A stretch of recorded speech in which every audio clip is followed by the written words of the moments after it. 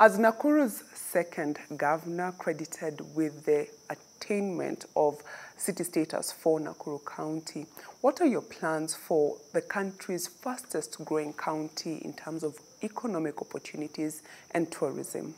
Nakuru is a fast post-devolution city.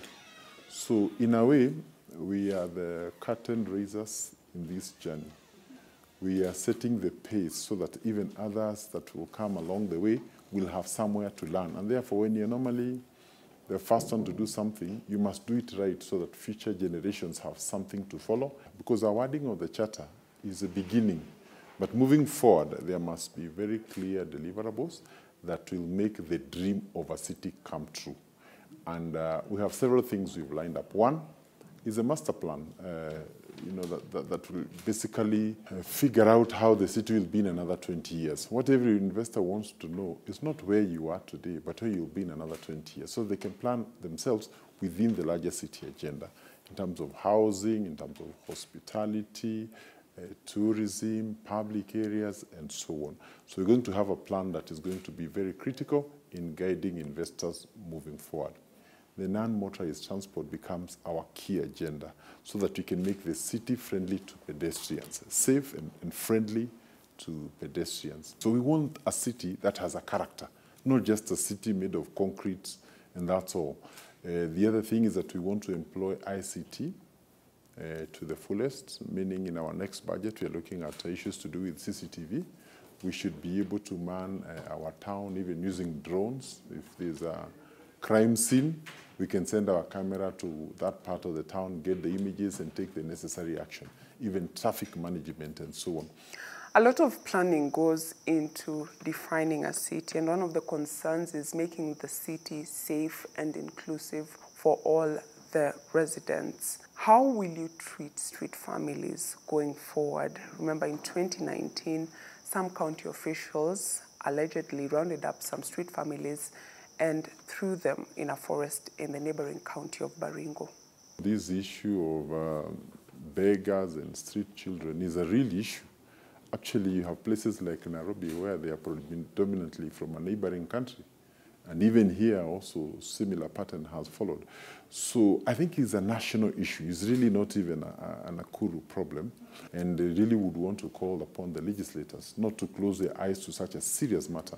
And it cannot be dealt with at a county level. We did a survey and found that a lot of the people who are here, the young people, many of them originated from other places. So the question is, how do we now take up the burden of another place? But I think the point is, let every county carry its own burden. Nearly 10 years of devolution, and now you have also had the opportunity to sit at the Council of Governors in the committees therein. How would you rate devolution? Good. I think we celebrate devolution. And the areas where we have not succeeded is in drawing the attention of the top seats from there to local. So there's still a lot of competition because part of bringing devolution was also to deflect attention on the main top seats.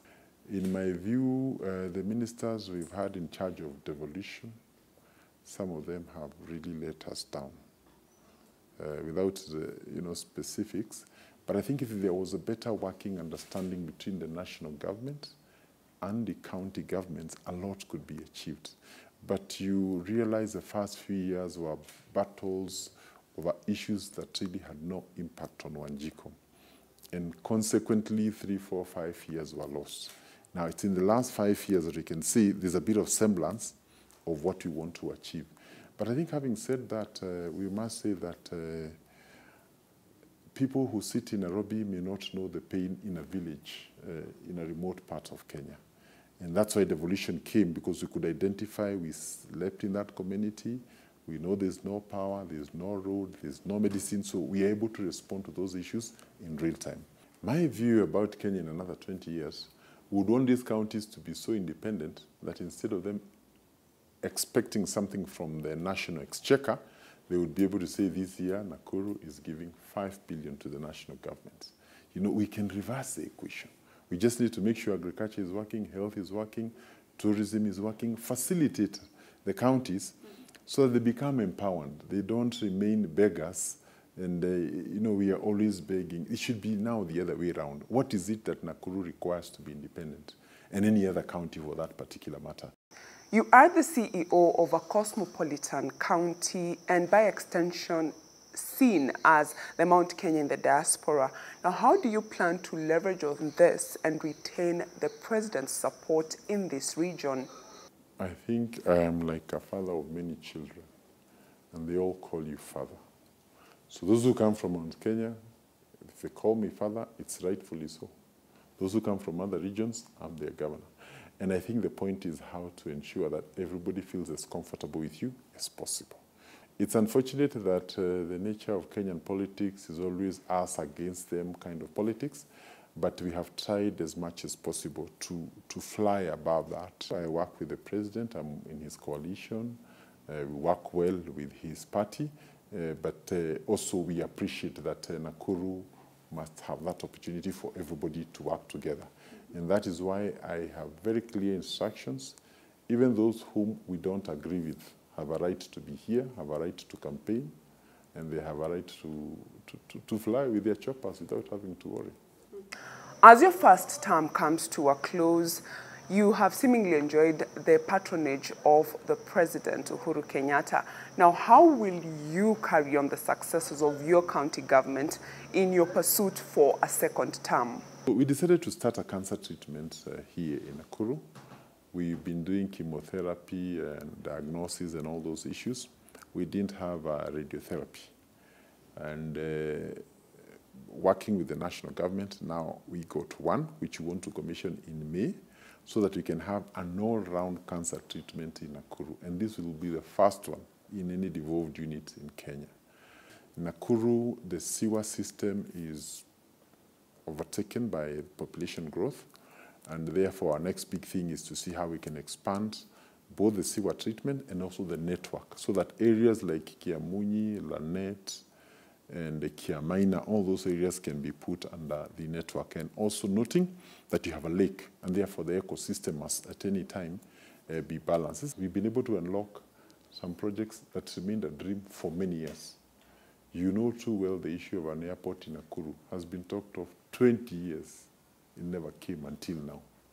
The Ubuntu Peoples Forum party is a party that is affiliated with you. Can you just tell us what really informed your choice to form your own outfit despite coming from a region that is seen as a Jubilee stronghold? I'm very proud of that party. And I have said time and again that in the past, a lot of our political parties ride on no philosophy. Ubuntu is a philosophy, and it's a philosophy of a social philosophy, that I am because you are, that in a society, you cannot rise alone. We all rise together. So if you're a leader, you make policies that ensure that your farmers, your teachers, your students, everybody rise along with you. Your return to the Jubilee Party changes the dynamics in terms of the aspirants who wanted to vie for the governor's ticket. Do you think that there will be a free and fair nomination in this party, since you're deemed as one of the strongest aspirants for this ticket? I think it's good to also distinguish between my role as a party leader and also as an aspirant. Okay, so those are the challenges that we have to deal with. The reality is just about the nature of Nakuru politics, that you cannot have 3 or 4 or 5 candidates. It can only be 2. Anything beyond 2 will lead to some complications. And so we thought that if we don't consolidate our space, so if Jubilee comes with a candidate, we get a candidate, another one comes, we'll be facing the opponents with a broken front. So it was as simple as that. So it has nothing to do with not believing in your party and all that. No.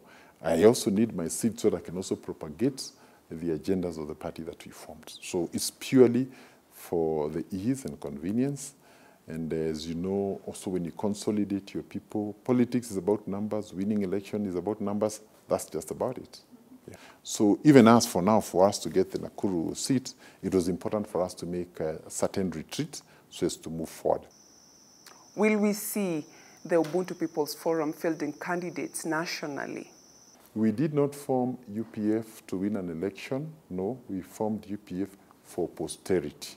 And actually, we said we'll be mentoring leaders from the grassroots, those from the university, the young people who are joining at the MCE level, whatever level, not just to win elections, but also beyond the elections, how can they be leaders who can be impactful in the societies they come from. On the 26th of February this year, you were part of the Azimio la Umoja convention in which the president also went ahead to revive the Jubilee Party. Do you believe that the time is right for a Raila Odinga presidency? I think he may have tried many times before, but he was always on the opposite side with certain regions and certain people.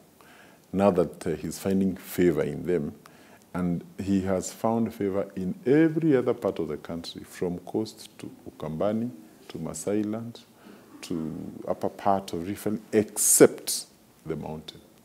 So by him finding favor and acceptance in that section of the country, simply confirms that he has actually found favor at one time or the other in the entire country.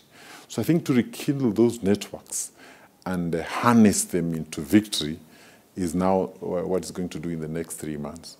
And I see a lot of initiatives around that. So I think in the next 1 month, we expect a bit of clarity, but I'm very confident that Raila will be the next president. In the same breath, your name has featured prominently among the possible candidates to be the running mate for Raila Odinga. Do you believe that you're up to this task, or maybe is your heart still with the people of Nakuru County? You have never heard me say I want it or I'm applying for it. So I think the people who have been recommending, I think, would have reason to have done so. And we want to believe they did so in their wisdom. But I think for me, I believe it's good to have your eye on the ball, because sometimes when you have your eyes all over, you end up missing critical moments. My heart and my energies are in Nakuru. And Nakuru is like a baby to me. I wouldn't want to leave them mid-air, and just leave them. A lot of the things we've done would otherwise go to waste.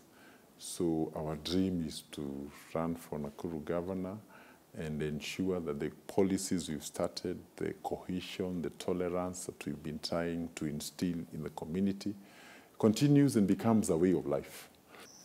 You're deemed as the voice of reason and sobriety here in the Rift Valley, and perhaps nationally too.